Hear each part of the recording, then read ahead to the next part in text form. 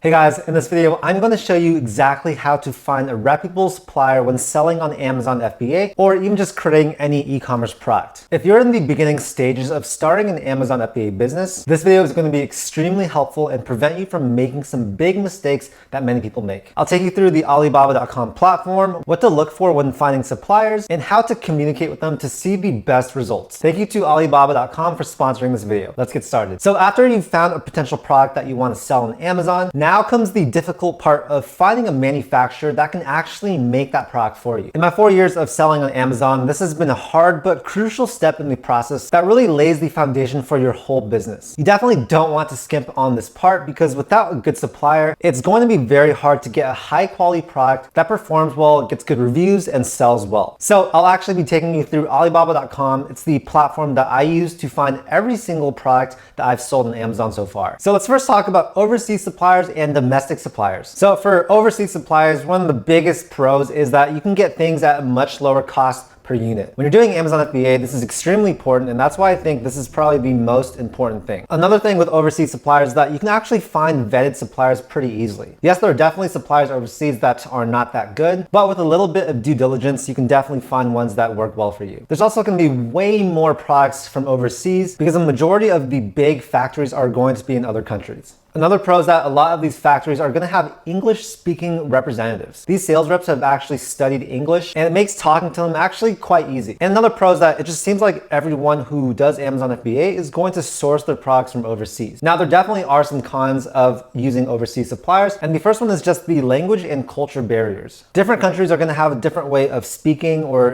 conducting business, so that can definitely sometimes be a challenge. Also, since they're overseas, it's probably going to be a lot harder for you to communicate with them and to actually go and see the product yourself. There are time differences, so that can make timely communication a little bit harder. It's also definitely hard to coordinate the whole importing process, the customs process, and shipping products over to your country. And while you can do your own due diligence, it is definitely harder. Now, like I said, the majority of Amazon FBA sellers are going to find their product overseas as margins are extremely important for this business. Lots of times you'll find that if you want to make the product in the US or wherever you are, it's going to be impossible to compete with the prices of your competitors, and it's very likely that you could lose money. However, I will say that it is still possible to work with domestic suppliers in some cases. Let's go over some of the pros and cons of using domestic suppliers. So one of the pros is that it's definitely easier to coordinate projects and to communicate with them. You're also way more likely to be able to see the products in person since you can just probably travel to wherever they are. Now, going along with the whole it's easier to communicate with domestic suppliers, that's the case because there's just no language or cultural barrier. When you're using domestic suppliers, it's also a lot easier on the shipping, and you don't have to deal with the whole import customs process. Another pro is if you get products made in your own country, let's say if you're in America,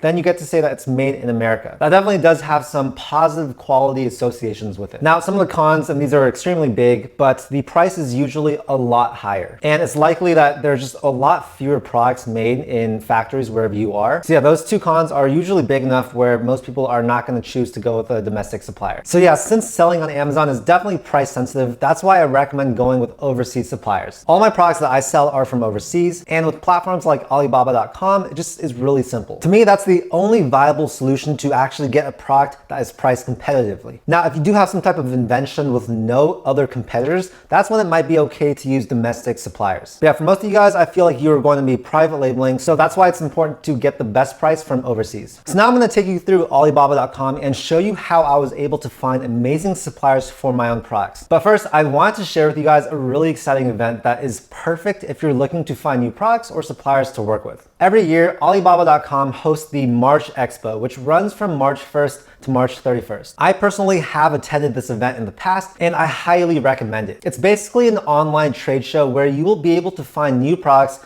talk to suppliers, and learn about sourcing strategies from experts. They also have live streams of new product launches and tours of manufacturers. This is important because when you're working this closely with a supplier, it's really good to see their factory space and also get a feel for who you are going to be working with. There are going to be over 1 million new products with discounts, 50,000 suppliers who are going to be actively participating, and about 4,000 live stream events and more. And for attending, here's what you will get. You'll get a whole bunch of free shipping promotions, guaranteed on-time delivery, as well as delivery duty paid DDP specials. They'll also be listing out new products, bestsellers, and lists of products that are trending upwards for 2021 and beyond. So yeah, for new and existing Amazon sellers, attending this free virtual event could possibly land you a new product idea. So I have pulled up the March Expo 2021 website, and you can see that at the top here, we have new trends, we have live streams, and we have True View, which is basically videos of products up close. So let's say I want to check out some of the live streams that are going on. I'll click that right here. So here you can see that there are 3 live streams going on right now. So I can click on any of those and just see what's going on.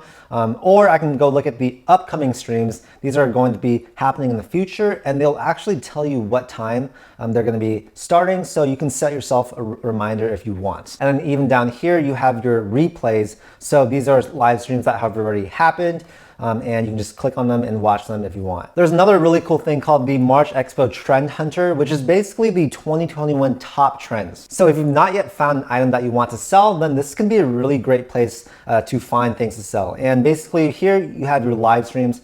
So these are live streams of new products that you could be able to sell. They also have top trends by category. So I can click on new arrivals, consumer electronics, home, or fashion. And they also have editor's choice, which are 200 must-have items that you can sell. So for example, let's say I want to click on consumer electronics, and it's going to bring me to a page where I can see the #1 smartwatches, the #1 wristbands, the #1 health monitoring systems. And yeah, this is just a really great place to check out new products and potentially see something that you might want to sell. If I go back, I can also click on home. Let's check out what they have here. And these are the top 10 trends for the home category. So we pretty much have adjustable desks. I do think those are definitely trending upwards. Leather recliners, bathroom stuff, toilet brushes. Okay, cool. Over here, we can also click on the factory tours. And if you guys want to get any tours of the factories and just sort of get a behind the scenes look of where these products are being made, then this can be extremely helpful for that. But yeah, definitely a really great resource, and I definitely recommend checking them out. They also have the Elite Partner event, and this is actually extremely cool because these suppliers have been vetted by Alibaba.com, and they are rated extremely well. They are verified suppliers. They have great ratings from past clients. They have great on-time shipment ratings, high response rates, and of course, a lot of experience making products. But yeah, if you guys are watching this in March, I definitely recommend using this resource. I'll link to it below. And if you did miss it, it's all good. They have events like this a couple times a year normally. So now that we've gone over the March Expo and how to use that resource to find products and suppliers, let me show you how to find suppliers year-round when you already have a product in mind. What you want to do is you want to come here to the top of Alibaba.com and you'll search that product. So let's say, for example, I want to do a garlic press. I'll search that right here. And it's going to bring me all the search results for these garlic press products. And you're going to see that there are tons of different varieties of them. So it looks like we have about 4,000 results for garlic press. And what you can do over here is you can actually filter by supplier types and by product types. So for me, I definitely recommend using Trade Assurance. This is a service by Alibaba that really makes it a lot less stressful to get your products shipped over to the US or wherever you are. It's basically a type of escrow service, and they are going to protect your purchase and reimburse you if anything goes wrong. You'll also want to click the verified supplier in the left-hand side, and I'm going to do that right now, and it's going to filter by that. And you can see, since it's the March Expo, we can also filter by that, but I'm just gonna leave that for now. And let's see what we have. So I'm gonna scroll down, and this one looks pretty promising. What I recommend doing is, let's say I wanna do this one, right? Like this product looks good, this picture looks good. I'm gonna click on that. Over here, it's gonna have the title of the product, right? And then over here, it's going to have the price. And this is just really gonna be an estimate. Like I've seen prices that have shown here that are much different than the prices you get when you actually contact them. So definitely don't think that this is the final price you're going to pay. They also have the minimum order quantity here, but I find that this is very negotiable. We'll talk about how to negotiate with the suppliers later on, but for this one, it says 2,400 pieces minimum, but I recommend just talk to them and see if you can get that down. Over here on the right is where you can see the information about that supplier. So this one's called Yang Jiang Holy Industries Co. Ltd. You can see that this is a manufacturer / trading company. So if a company is just a manufacturer, that means that they're just a factory that makes it. And when you're working with just a manufacturer, you're going to get the lowest prices possible because there are no middlemen. Now, when you're working with a trading company, that's when you're working with a middleman. These are generally people that work with a bunch of different manufacturers, and they help you source products from these manufacturers. They'll generally be a little bit better at English, so it could be a little bit easier to work with them, but your prices you get are not going to be the lowest possible. A lot of the times you'll be working with companies that are actually both of these, like they'll have a factory, but they'll also be a trading company. So here you can see that this is from China. So this company is based in China, and you can see that they have 9 years of experience. We can see that they also have trade assurance, which is good.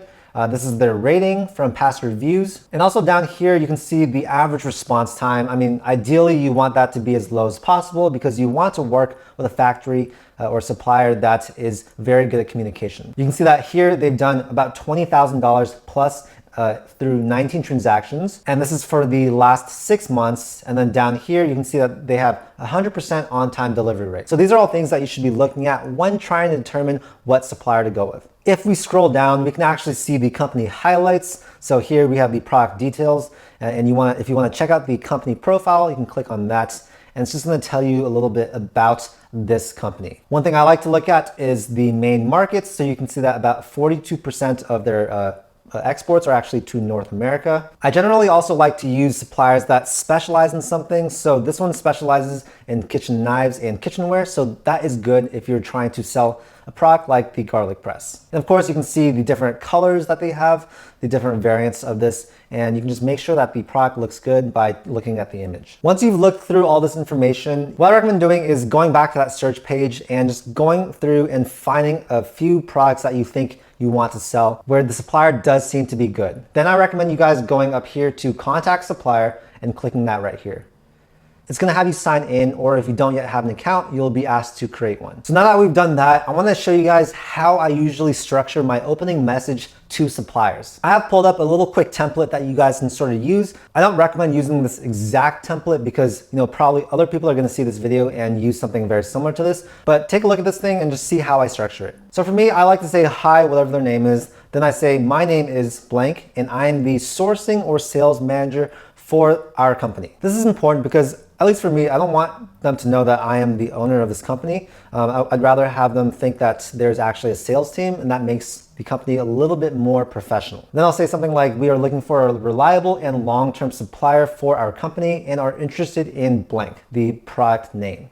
Is this available?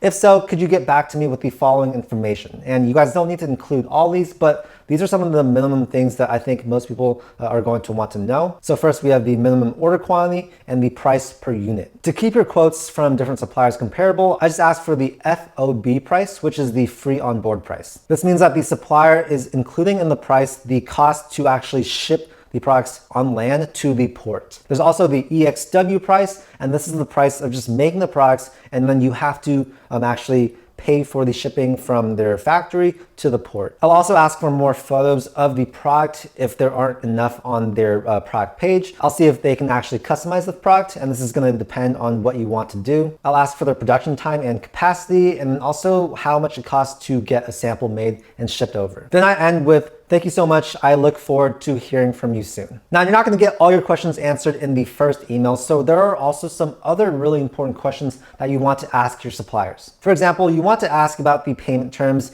You want to see if there's a patent on this product, which makes it not able to sell. And you guys, I've actually made this mistake in the past. I started selling a product that had an active patent on it, didn't ask them about this, and I actually had to remove that product because, it was illegal to sell. You'll also want to ask about packaging options, however you want to package the product.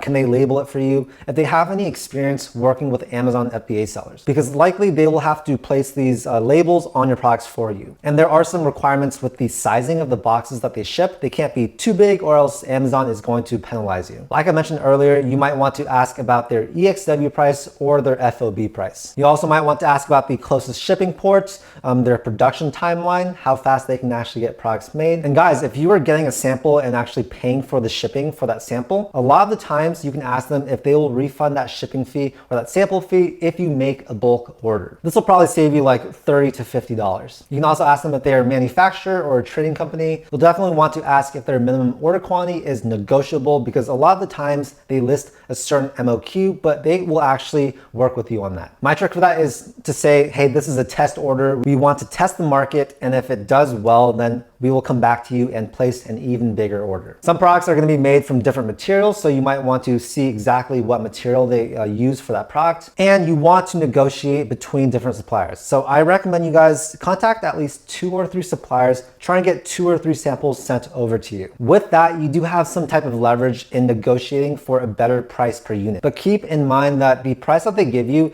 is going to be close to what you end up paying. For example, I've never been able to negotiate more than 10%, maybe even like 5% is a lot. So just keep that in mind and don't be sad if they say no to your request. So yeah, you guys, that's how you find a reputable supplier to work with for your Amazon FBA business. I know it can seem pretty overwhelming at first, but you guys, to break it down, you just want to talk to a few suppliers. You want to make sure that they have trade assurance. You want to make sure that they're verified and have good experience. You'll want to get samples from each one to test the quality of the product. And then of course, you'll want to negotiate just so that you get the best price possible. I also want to invite you guys to go check out the official Alibaba.com YouTube account. They have some really great resources on their page that will also help you when it comes to finding a supplier to work with. But yeah, I hope you guys found this video helpful. Feel free to reference this video multiple times if you need to. I know that there's a lot of information. And yeah, I'm wishing you guys all the best luck on your FBA business. If you like the video, make sure to hit that like button and also subscribe to my channel to see more content just like this. I make a ton of videos about personal finance, investing, and entrepreneurship. Thank you again so much for your time, and I'll see you in the next video.